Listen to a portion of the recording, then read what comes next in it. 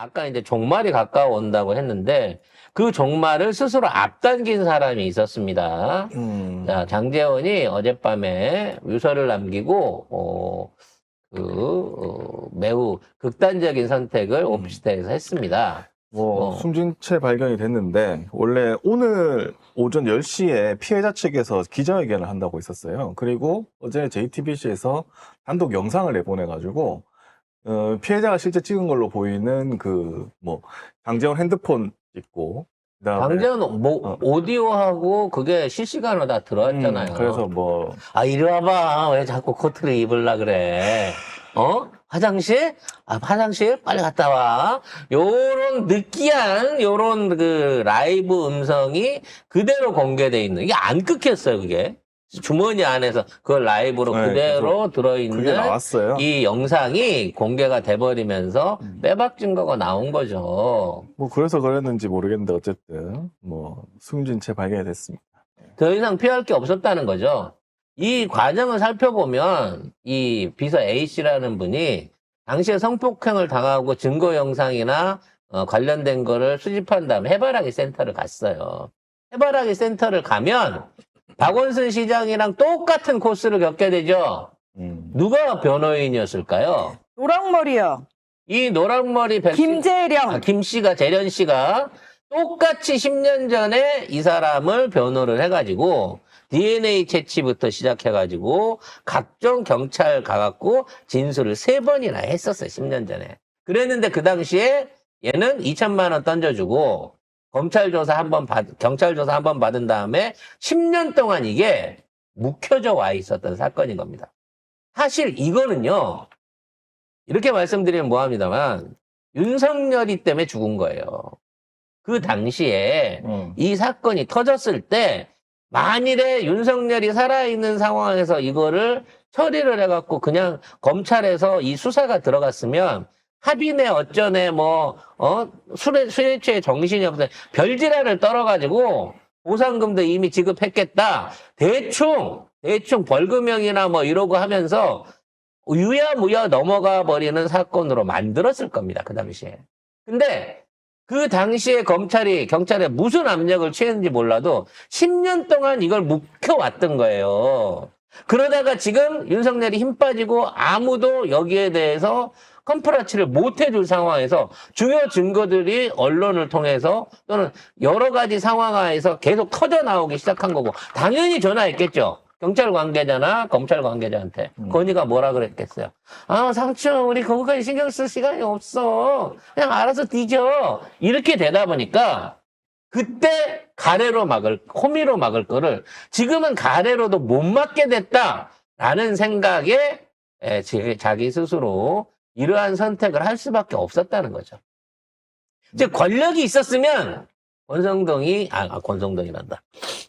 곧 이 비슷한 거 나오겠지만 장제원이 이런 선택을 할 가능성은 나는 없었다고 생각이 돼요. 결국은 복수에 10년이 걸린 겁니다.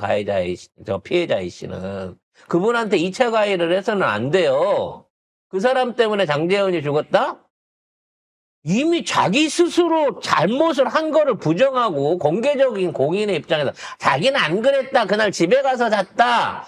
다 사실무근이다. 기억이 나지 않는다고 계속 거짓말을 해오다가 이제 빼도 박도 못하게 되는 상황이 되니까 비겁하게 마지막까지 자기 자신에 대한 반성과 사과 없이 이따위 극단적인 선택을 한 겁니다. 있습니다. 이건 넘어가시죠. 김재련 변호사 관련해가지고 이쪽에서 입장문을 뭐라고 밝혔냐면 피해자가 2022년 2월 24일 법무법인 온세상을 방문하여 성폭력으로 인한 정신적 고통, 일상의 피폐함에 대해 호소하였으나 가해자가 가지고 있는 엄청난 권력에 대한 두려움으로 인하여 고소를 결심하지 못했었습니다. 그로부터 2년이 지난 2024년 11월 18일 피해자가 다시 법무법인 온세상을 방문하였고 가해자에 대한 형사고소를 하기에 이르렀습니다. 공소시효가 올 11월 달까지였대요. 그래서 지금 공소를 제기하지 않으면 오히려 했다고 하더라도 빠른 어떤 검찰 조사나 기소 내지는 재판이 이루어지지 않았으면 이게 자칫하면 넘어가 버릴 뻔할 수 있는 사건이 될 수도 있었다는 거죠. 근데 예전 같으면 어떻게든 버텨서 넘겼을 장제원이, 그 당당하던 장제원이 결과적으로 지금 이 시국 안에서 이런 짓을 저지르게 되면 책임을 못 진다. 그래서 이 극단적인 선택을 했다는 겁니다. 그러면 지금 국짐 안에 캐빈에서 걸려있는 작자들 또는 이와 비슷한 죄를 짓고도 여기에 대해서 검찰이나 경찰이 나를 봐주겠지라고 생각하고 있는 사람들, 장제원의 케이스가 이른바 하나의 시범 케이스로 시범 보일 수 케이스죠. 있어요. 자, 잘 들어. 지금부터 잘 들어. 이런 식으로 니들이 나한테 감히 도전해? 일단 검찰 캐비넷 열어. 그 다음 니들 이런 식이야. 이 수순이야. 라는 걸 저는 전형적으로 잘 보여줬다고 생각을 하는데 지금 댓글에서 많은 분들이 얘기하시는 것처럼 수치심 때문에 장제원이 자살을 하진 않았을 것 같다. 수치심 모르는 놈입니다. 그 정도까지 자기 합리화라고 뻔뻔한 놈이 무슨 수치심, 이 안희정 사건 때 가장 격렬하게 일선에서 비난하고 사람 같지 않은 새끼라고 쌍욕을 하던 놈이 정말 이때 와 이게 기성 정치인의 입에서 나올 수 있는 얘기인가 할 정도의 엄청난 얘기들 이 꺼내놨단 새끼 말이에요. 경찰 조사 받고 있을 때 이따위 발언하는 거예요. 들어볼까요? 을 비난하던 7년 전 장제원이 안희정이 누구입니까? 수행비서를 성폭받던 안희정 지사의 이중성을 떠올리니 역겨워서 말을 잇지 못할 지경입니다. 역대 최악의 추잡한 성벽당으로 전락하고 있는 문재인 청와대, 정부 그리고 좌파 진영 전체를 어떻게 진정성을 가지고 제사를 도려내며 청소하고 성찰할 것인지 지켜볼 것입니다. 지금 장제원에게 딱 필요한 말은 뭘까요? 그야말로 내로남불이라는 생각을 할 수 있죠. 김민전이에요. 예. 우리가 이것을 내로남불 당당한 장제원이가 들어야 할 말은 미친 개는 몽둥이가 약입니다. 장제원이 말에 동의하시는 분은 뭐 이런 말 했네요.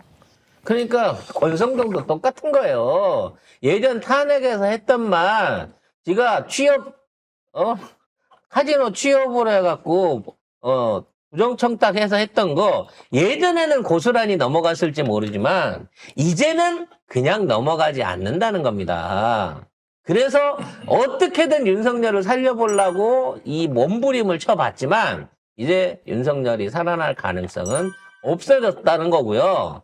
모르겠습니다. 부정청탁이라든지 또 그 외에 뭐 권성동이 해왔던 여러 가지 토건 비리들이 한두 가지겠습니까만 최소한 권성동은 이런 비겁한 선택을 하지 말고 법의 잣대 안에 정확하게 법대로 처벌받을 수 있는 그런 정의로운 시간이 꼭 왔으면 좋겠습니다.